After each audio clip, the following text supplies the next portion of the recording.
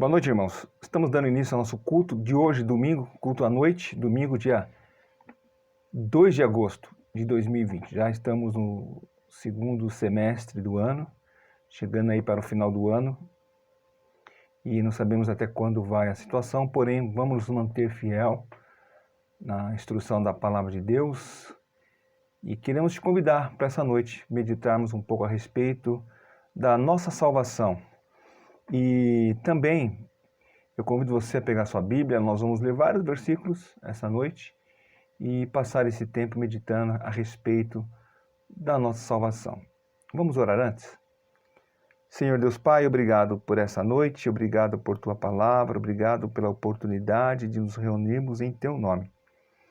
Abençoa-nos como igreja, ó Pai. Não sabemos até quando iremos ter que conviver com essa situação, mas o Senhor é soberano em todos os fatos históricos, todos os acontecimentos da história da humanidade. E sabemos que o Senhor está adiante de tudo que está acontecendo. Te louvamos porque a Tua igreja não está fechada, ela não está calada. Pelo contrário, ela está podendo proclamar o Evangelho por meio de vídeos. E agora rogamos que o Teu Santo Espírito nos ensine nessa noite, por meio da Tua palavra. Em nome de Jesus. Amém. Irmãos, com respeito às mensagens por vídeo, antes de nós iniciarmos a pregação dessa noite, uma coisa que pelo menos para mim tem sido positivo e como a palavra de Deus mesmo diz, aquilo que é mal Deus transforma em bem. Geralmente quando eu prego, eu depois vou para casa e fico pensando no que eu preguei. E muitas vezes não lembro o que exatamente eu preguei. Eu tenho as anotações.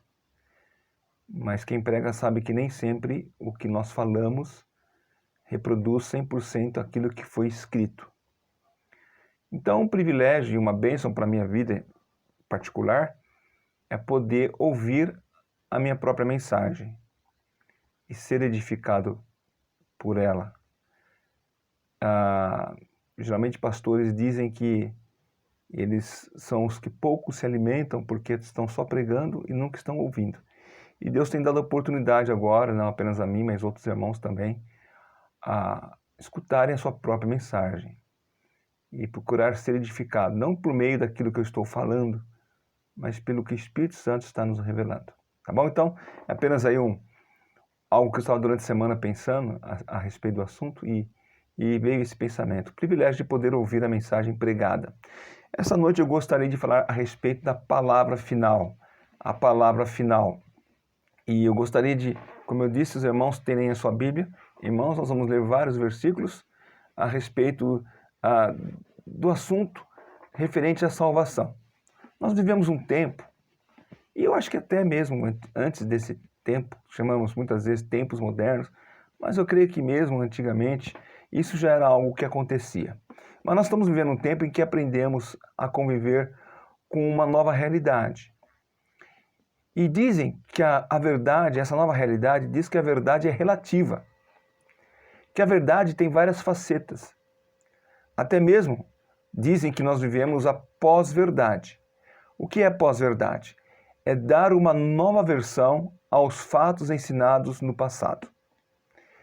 Isso nos leva a pensar que nós não podemos confiar na história aprendida no passado.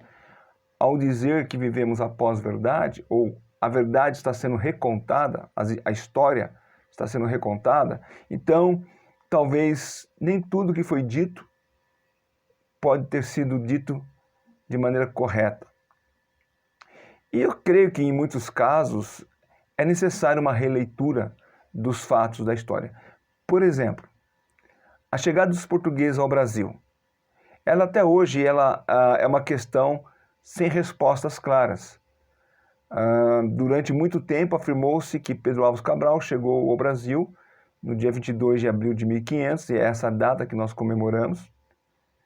Mas dizem que ele chegou por acaso, que a esquadra se perdeu, ele desviou a rota traçada após uma tempestade e veio parar no Brasil. Há outra versão, e outras versões, não apenas uma, Mas há outra versão que diz que documentos indicam que, na verdade, um italiano chamado Américo Vespúcio, ele já tinha viajado pela costa brasileira em junho de 1499. Ainda um outro documento indica que o espanhol Vicente Pinzón, ele também passou por aqui alguns meses depois do Vespúcio, né? De Américo Vespúcio, que ele passou por aqui. E ainda uma outra versão que diz que um outro espanhol, Diego de Lepe, ele também, ao viajar em mares brasileiros, ao viajar em alto mar, chegou aqui no Brasil também por volta de 1500. Então são fontes históricas, mas não são contadas muitas vezes para nós. Ainda existe uma mais antiga ainda, que o Brasil, na verdade, foi descoberto por Duarte Pacheco Pereira. Ele ancorou no Brasil em 1498, por ordem do rei de Portugal, Dom Manuel I. Então essas informações, essas versões do Descobrimento do Brasil, nos levam a pensar na possibilidade de que a história ela faz afirmações que, com o passar do tempo, são contraditas. E eventos que ocorreram há muito tempo devem ser recontados. Talvez a dúvida seja a melhor forma de chegar ao conhecimento, mas para nós brasileiros, celebramos dia 22 de abril de 1500. Então, isso é apenas um exemplo de uma verdade contada que pode ser recontada de maneira diferente.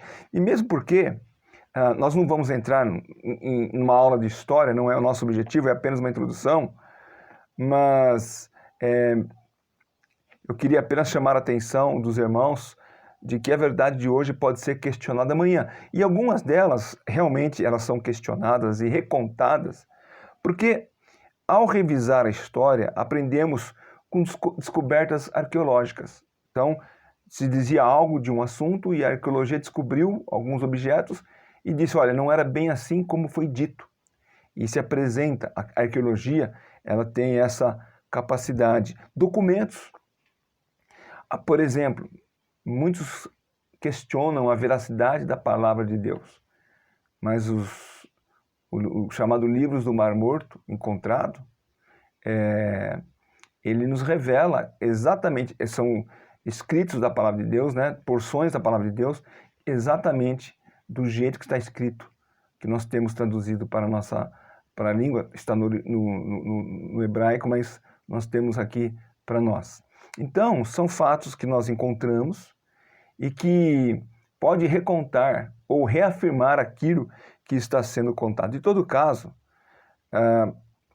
o que eu quero dizer com isso é que nem tudo tem que ser alterado, nem tudo deve ser negado ou recontado. E com isso eu quero alertar justamente do perigo que alguns grupos tendem a questionar a autoridade da palavra de Deus. Uma dessas tentativas em reescrever uma verdade bíblica é sobre o destino final. Então o tema da mensagem de hoje é a palavra final sobre o destino final do homem. E esse é um assunto, talvez, que muitos não querem discutir, porque trata do final da vida, se refere à sua vida no final, né? Chegando à morte. Quase ninguém gosta de falar sobre a própria morte, é um assunto que muitos preferem ignorar e não querem saber dela no momento. Outros discutem o assunto, tendem a trazer uma outra versão àquilo que a palavra de Deus diz a respeito desse assunto. Mas o fato é que, mais cedo ou mais tarde, toda pessoa, todo ser humano, ele vai enfrentar o assunto.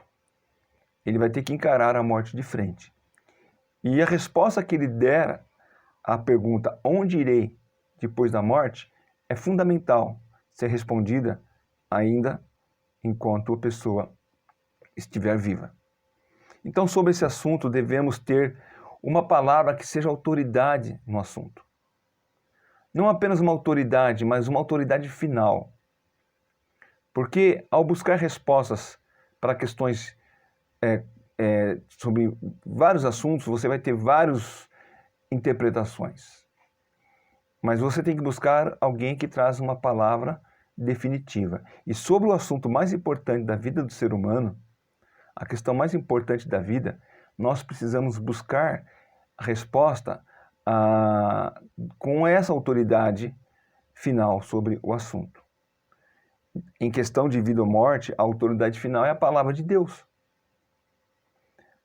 Por mais que muitos, e infelizmente até cristãos, pessoas que proclamam, dizem ser crentes, né? Propagam ser crentes, até alguns se intitulam pastores, infelizmente muitos questionam e tentam modificar essa verdade. Não existe outra interpretação sobre a verdade bíblica sobre esse assunto. Existe uma palavra final a respeito onde o homem irá passar a sua eternidade. O que irá acontecer com ele após a morte. Somente a Bíblia, somente a palavra de Deus, que é infalível, ela é a verdade. O Senhor Jesus Cristo, vamos lá para o primeiro texto dessa noite, João 17:17, o Senhor Jesus Cristo diz: santifica-nos na verdade, a tua palavra é verdade.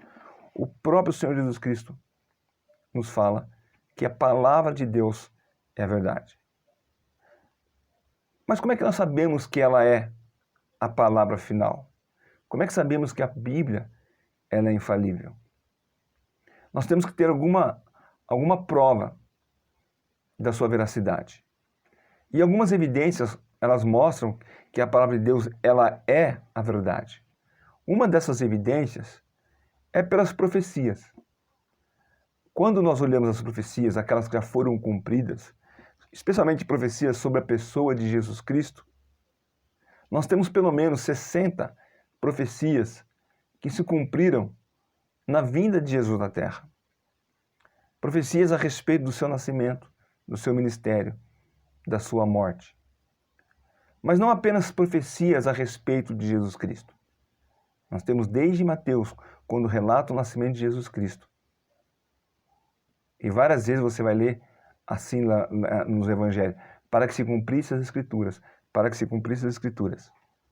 Mas não apenas profecias a respeito de Jesus Cristo provam a veracidade da palavra de Deus, mas profecias, por exemplo, sobre Israel e também até mesmo sobre outras nações. Mas olhando Israel, profecias que foram faladas, ditas, né, foram profetizadas e foram cumpridas ao longo da história. Olhando Israel, uma nação que foi e é perseguida ao longo dos anos, e tudo aquilo que foi dito a respeito dela, e aquilo já foi cumprido, a sua preservação. Israel se mantém como nação, mesmo durante aqueles anos onde ela foi ignorada como nação, mas sempre um remanescente fiel se manteve ali. A língua foi preservada. Qual outra nação teve a língua preservada depois de destituída por tantos anos? Só de cativeiro no Egito, 400 anos. Mas a nação se manteve ali. E depois, até 1948, quando foi reconhecida como nação novamente, antes desse tempo. E a palavra de Deus fala de como Deus preserva a nação de Israel. Então são evidências a respeito da veracidade da palavra de Deus. E mais ainda, ao olhar a composição da palavra de Deus, ao olhar a composição da Bíblia, nós olhamos que durante 1.600 anos, pelo menos 40 homens diferentes, homens de regiões diferentes, homens de épocas diferentes, e 3 línguas diferentes escreveram as Escrituras Sagradas. Os autores da Bíblia não tinham como se relacionar entre si. Primeiro porque muitos não viveram a mesma época. Eles não tinham como trocar ideias. Estou escrevendo sobre esse assunto, o que você acha? Aí o outro diria, olha, fala dessa maneira, porque lá na frente eu quero escrever também, e aí eu complemento o que você está escrevendo. Não. Homens que Deus usou para escrever a sua palavra nem viveram na mesma época. Então, como é que pode um livro, como a palavra de Deus, ser escrito sem contradição, como eu disse, por mais de 40 homens, por mais de 1.600 anos, em 3 línguas diferentes, se não for a própria palavra de Deus? Qual outro livro tem um planejamento tão integral? Mesmo colocando homens da mesma época, vamos pegar 3 grandes escritores da nossa época e pedir para escrever sobre um assunto. E damos um tema central. A única exigência que vamos pedir para eles é que eles não conversem entre si. Mas os 3 escrevem sobre o assunto. E quando você coloca as 3 obras juntos, você vai perceber ali contradições, por exemplo. Talvez um vai dizer algo sobre um assunto e o outro vai ignorar aquele assunto ou vai dizer completamente contrário sobre aquele assunto. Mas a palavra de Deus, ela se mantém fiel e verdadeira, porque, como o próprio nome diz, é a palavra de Deus. Uma outra evidência é o fato que as suas verdades são aplicáveis para todas as épocas, em todos os tempos. É incrível como as verdades da palavra de Deus, elas são tão atuais para os nossos dias quanto foram para o tempo em que elas foram escritas. Em suma, a Bíblia é um livro vivo. Ela não precisa ser reescrita. Quantos livros têm novas edições atualizadas? A Bíblia não precisa de atualização. Muitas vezes o que nós temos, e aí você pega uma Bíblia corrigida e atualizada, é na ortografia, mas não no seu conteúdo. Então a Bíblia não precisa ser reescrita ou atualizada ou corrigida, e tudo por uma única razão. Porque ela é, conforme Paulo fala em 1 Timóteo 3,16, ela é inspirada por Deus. 2 Timóteo 3,16. 2 Timóteo 3,16. Toda a escritura é inspirada por Deus e útil para o ensino e para a repreensão, para a correção e para a educação na justiça. E o 17 também, a fim de que o homem de Deus seja perfeito e perfeitamente habilitado para toda boa obra. E ainda podemos ler em 2 Pedro capítulo 1, versículo 21, 2 Pedro 1, versículo 21, porque nunca, jamais qualquer profecia foi dada por vontade humana. Entretanto, homens santos falaram da parte de Deus, movidos pelo Espírito Santo. Então, está a prova cabal de que a Bíblia é a palavra de Deus. Não há contradição. Ela prova a sua veracidade por meio de profecias que já foram cumpridas. Então, sobre o assunto destino final do homem, devemos ouvir a palavra final sobre o tema, que é a própria Bíblia. E o que ela diz a respeito do destino final do homem? O que a Bíblia fala a respeito da vida do homem após a sua morte? Ela afirma, primeiro, que a morte é certa. Você já deve ter ouvido e até mesmo dito o ditado que diz que 2 coisas nessa vida são certas. 2 coisas são certas nessa vida: o amor e a morte. Essa frase ela foi dita por Platão. O filósofo Platão disse isso. 2 coisas na vida são certas: a morte e o amor. Eu não sei muito bem se o amor é algo certo para todos nessa vida, mas a certeza é que a morte é. A morte é algo certo. A Bíblia afirma que ao homem está ordenado morrer uma única vez, depois disso vem o juízo. Esse texto está lá em Hebreus 9, 27. Ao homem está ordenado morrer uma única vez, depois disso o juízo. Diz assim a palavra de Deus, e assim como aos homens está ordenado morrer uma vez só, vindo depois disso o juízo. Quem é que pode questionar essa realidade? Será que alguém pode contradizer isto? Não, olha, eu contradigo, eu questiono, porque Eu já estou aqui há 150, 180, 200 anos e eu estou aqui vivo. Esse versículo é uma mentira? Não. Alguns, surpreendentemente, hoje vivem 110 anos. Às vezes a gente vê algumas notícias, mas são raríssimas as pessoas que vivem tanto tempo assim. Mas o fato é que um dia essa pessoa vai morrer. Eu estava pensando essa semana de uma senhora que dizia que não ia morrer. Ela dizia que não ia morrer. E hoje, eu pensando nela e no marido dela, que já partiu para estar com o Senhor Jesus Cristo, e essa mulher não era crente, não vou falar o nome, mas alguns sabem de quem eu estou falando, ela dizia que não ia morrer.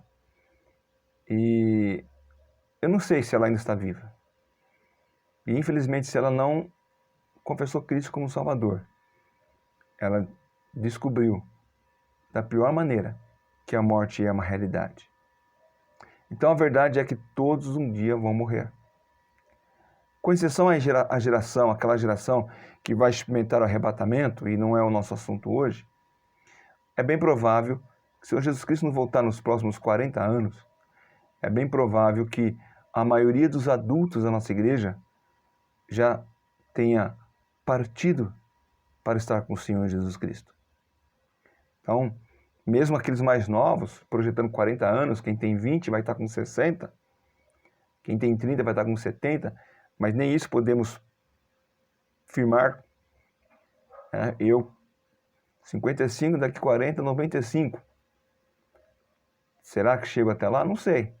Mas aquela geração que não experimentaram arrebatamento, com exceção à geração que vai experimentar o arrebatamento, todos estão destinados à morte. Então a pergunta a ser respondida é: você sabe qual é o destino final da sua vida? E como eu disse no início, embora essa mensagem possa parecer evangelística, e também é, se por acaso alguém estiver ouvindo essa mensagem e ainda não confessou Cristo como Salvador, eu convido a você refletir sobre esse assunto.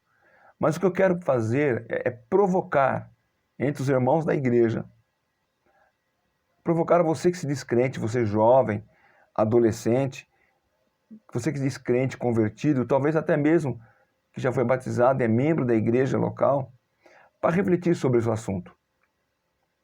Você realmente sabe para onde irá após a morte? Eu não quero que você responda de acordo com o que a Bíblia diz, mas eu quero que você responda de acordo com o que o teu coração diz. Eu quero que você responda não a resposta correta da Bíblia, porque uma coisa é você responder de acordo com o que está escrito. Outra coisa é você crer no que está escrito.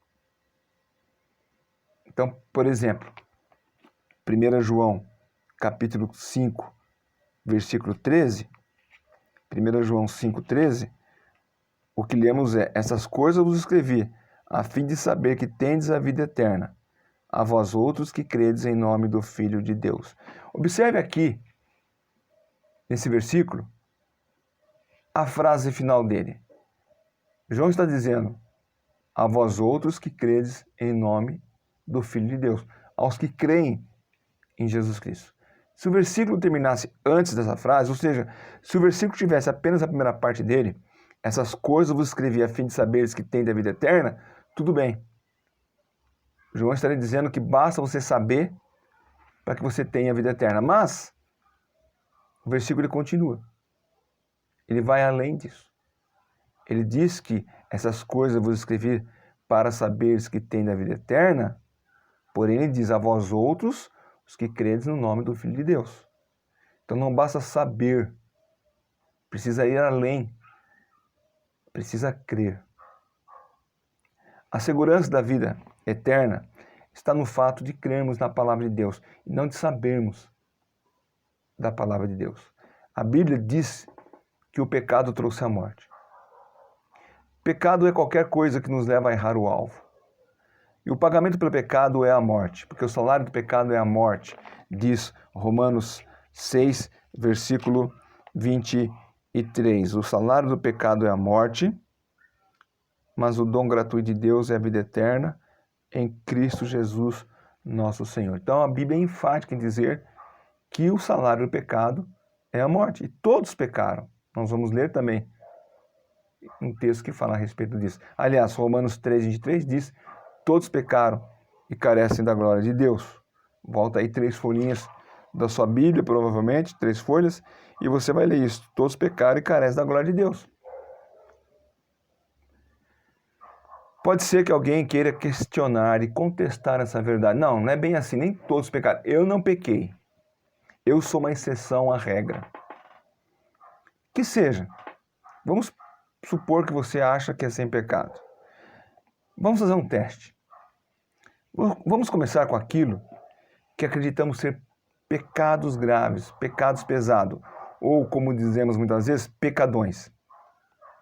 Imoralidade, adultério, incesto, homossexualismo, bestialidade, assassinato e roubo. Aliás, a nossa sociedade moderna até questiona que isso é pecado.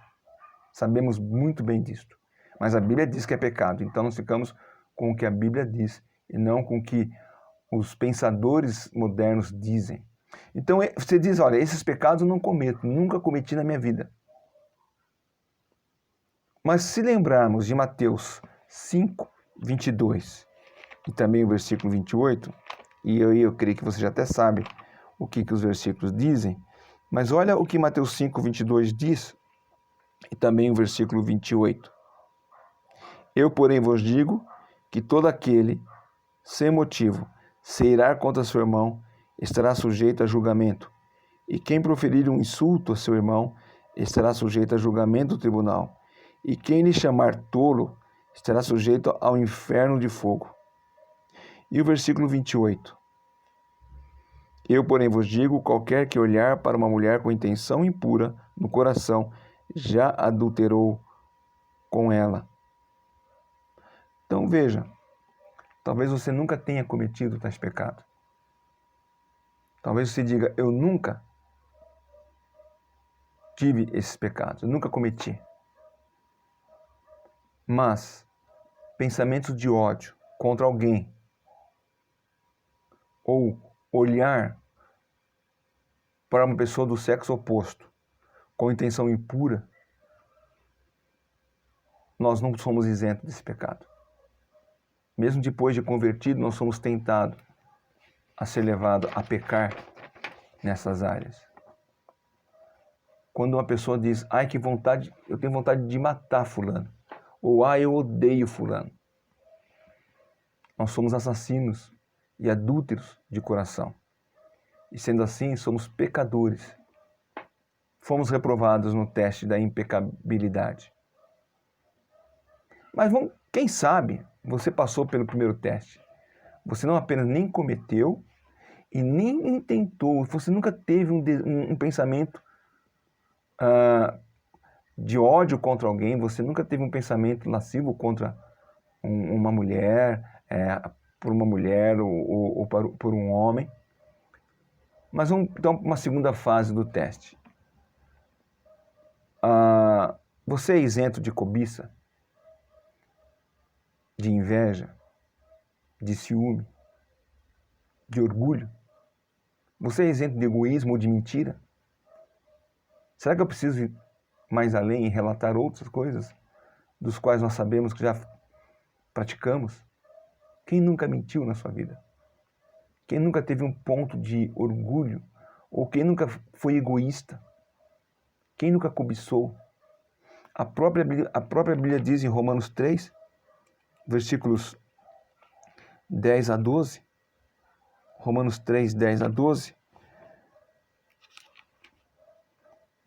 não há justo nem sequer um, não há quem entenda, não há quem busque a Deus, todos se extraviaram, a uma fizeram inúteis, não há quem faça o bem, não há nem sequer um.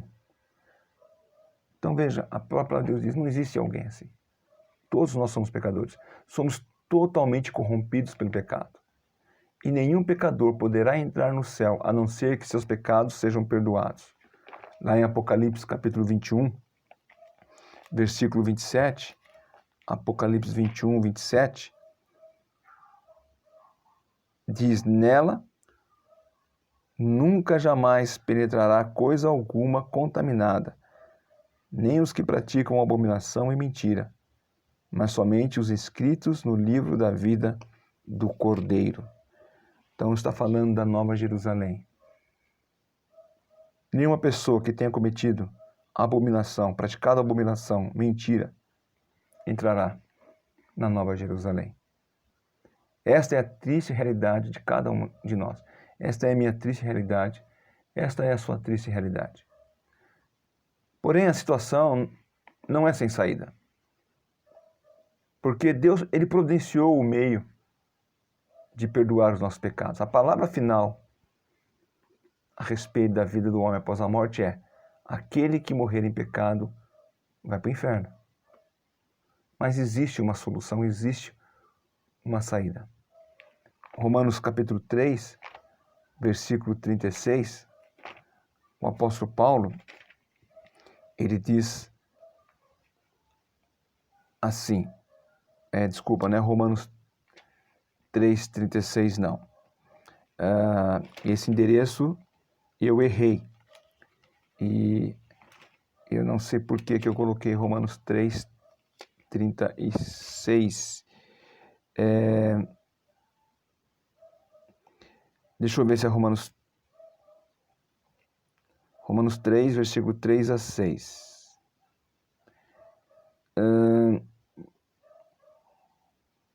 Não é também esse texto. Infelizmente, eu acabei aqui errando na referência, mas o que eu quero dizer é que Deus providenciou um meio de perdoar os nossos pecados. A sua justiça foi cumprida em Jesus Cristo. Jesus veio ao mundo, enviado por Deus a fim de trazer a bênção do perdão eterno. Ele morreu pelos nossos pecados. Ele pagou a dívida que era nossa. Ele cumpriu a pena em nosso lugar. 1 Coríntios 15, versículo 3. 1 Coríntios 15, 3. 1 Coríntios 15, 3. Antes de tudo, vos entreguei o que também recebi, que Cristo morreu pelos nossos pecados, segundo as Escrituras. Então a palavra de Deus diz: Cristo morreu pelos nossos pecados. Ainda mais, 1 Pedro, capítulo 2, versículo 24. E depois no capítulo 3, versículo 18. 1 Pedro 2, 24. Carregando ele mesmo em seu corpo sobre o madeiro os nossos pecados, para que nós, mortos para os pecados, vivamos para a justiça, por suas chagas fostes sarados. E no capítulo 3, versículo 18, pois também Cristo morreu uma única vez pelos pecados, o justo pelos injustos, para conduzir-vos a Deus, morto sim na carne, mas vivificado no Espírito. Então, esses versículos deixam claro: Jesus Cristo morreu pelos nossos pecados. Mas é necessário crer, como eu disse, não basta saber, é necessário crer nessas verdades, é necessário confiar nessas verdades, é necessário crer na obra que o Senhor Jesus Cristo realizou na cruz do Calvário. Quando eu disse lá no início, lembra, sobre pós-verdade? Hoje tentam reescrever a verdade bíblica. Dizem que Cristo morreu pelo pecado de todo mundo. Sendo assim, todos serão salvos. Isso é mentira, isso não é verdade. A Bíblia é enfática. João 3,16 diz que todo aquele que nele crê tem a vida eterna.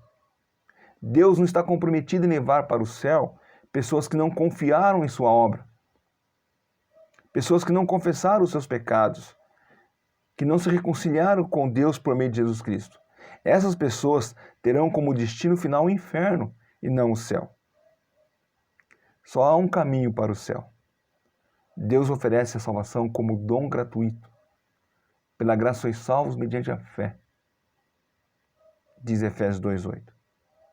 Então Deus oferece a salvação como dom gratuito para todos que se arrependem dos seus pecados e recebem Jesus Cristo como seu Salvador. Atos capítulo 20, versículo 21. Atos 20, 21. diz, testificando tanto a judeus como a gregos o arrependimento para com Deus e a fé em nosso Senhor Jesus Cristo. Então, observe bem, arrependimento para com Deus e a fé em Jesus Cristo. Então não basta saber, tem que se arrepender e crer. Crer não significa apenas saber dos fatos. Eu creio, por exemplo, que se eu pegar um avião em Viracopos com destino a Santos Dumont, eu vou chegar no Rio de Janeiro. Eu sei disso. Essa é uma rota conhecida. Mas o fato de saber não significa que eu vou chegar lá. O que eu preciso fazer é comprar uma passagem, embarcar no avião para chegar no Rio de Janeiro. Então, crer não significa apenas saber dos fatos, mas confiar na obra, se entregar ao Senhor Jesus Cristo. Ainda Romanos, capítulo 9, versículo 9 e 10. Romanos 9, 9 e 10.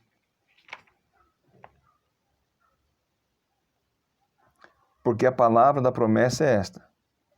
Romanos 9, 9 e 10. Deixa eu ver aqui, que eu acho que eu também um outro versículo que eu... Na verdade é Romanos 10, versículo 9 e 10. Se com tua boca confessar a Jesus Cristo como Senhor, e em seu coração crer que Deus o ressuscitou dentre os mortos, será salvo. Porque com o coração se crê para a justiça, e com a boca se confessa a respeito da salvação. E versículo 11, porquanto a Escritura diz, todo aquele que nele crê não será confundido. Então veja, está bem claro aqui. Não se salvem em apenas conhecer os fatos. É preciso depositar a sua confiança na obra do Senhor Jesus Cristo. Muitos estão sendo enganados. Frequentam igrejas, conhecem os fatos, mas nunca confiaram a fé genuína na obra da cruz. Eu espero que você tenha, de fato, passado por essa maravilhosa experiência do novo nascimento. Eu espero que você já tenha passado pela conversão. Eu espero que você já possa ter realmente crido, não apenas entendido ou tomado ciência da obra de Cristo, mas que você possa ter realmente já crido na pessoa do Senhor Jesus Cristo. Eu gostaria de achar aquele versículo de Romanos capítulo 3. Me dá um minutinho que eu pego ele para você aqui. É Romanos 3, versículo 13 a 18. A referência é Romanos 3, 13 a 18. Vamos ver. Eu estava falando a respeito que Romanos 3, 13 a 18. Só confirmar esse versículo que me incomodou ter passado a referência errada. Romanos 3, versículo 13.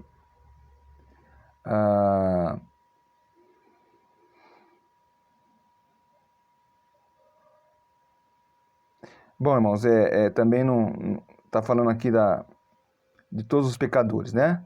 Falando desde o versículo 9, que se conclui, temos nós qualquer vantagem? Não, de forma nenhuma, pois já temos demonstrado que todos, tanto judeus como gregos, estão debaixo do pecado. Como está escrito, não há justo nem sequer. Não há quem entenda, não há quem busque a Deus. Depois nós vemos os versículos em diante, né? Mas não era esse texto também, não.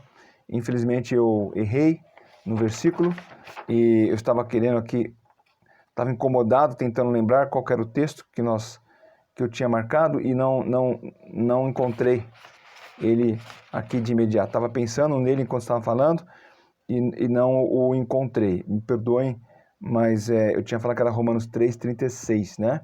E não é esse versículo que fala da justiça de Deus para nós pecadores. E eu tenho aqui a referência do que eu estava lendo e não é nenhum desses textos que eu achei aqui, tá? Mas sabemos que a justiça de Deus nos comprou por meio da obra de Jesus Cristo na cruz do Calvário. Isso que é importante. E eu espero que você possa ter entendido isso na sua vida e confiado em Jesus Cristo como seu Salvador.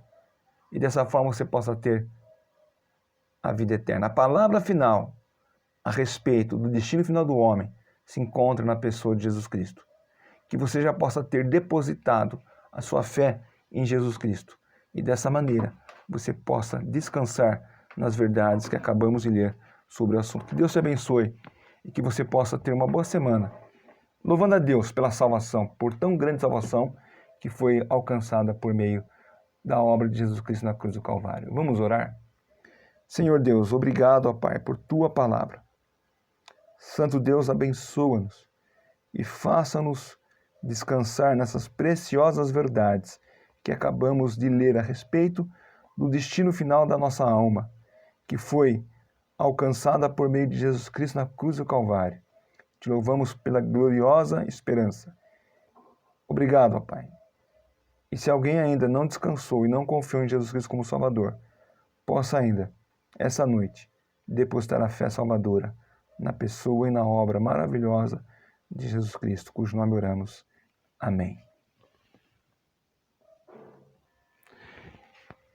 Irmãos, retomando, só que eu estava incomodado com a referência que eu havia compartilhado errado quando eu estava falando sobre a justiça de Deus. É Romanos 3, versículo 26. Tendo em vista a manifestação da sua justiça no tempo presente, para ele mesmo ser justo e justificador daquele que tem fé em Jesus Cristo. Então, quando nós estamos falando a respeito da nossa salvação que Jesus Cristo alcançou por meio da sua obra na cruz do Calvário, eu havia dado a referência de Romanos 3:36. Então fica aqui a correção, né? A justiça foi cumprida por meio de Jesus Cristo. Então o texto é de Romanos 3:26. Me perdoe o erro, mas eu dei pausa aqui no vídeo para poder achar a referência correta. Deus abençoe e tenham todos uma boa semana com Jesus Cristo. Amém.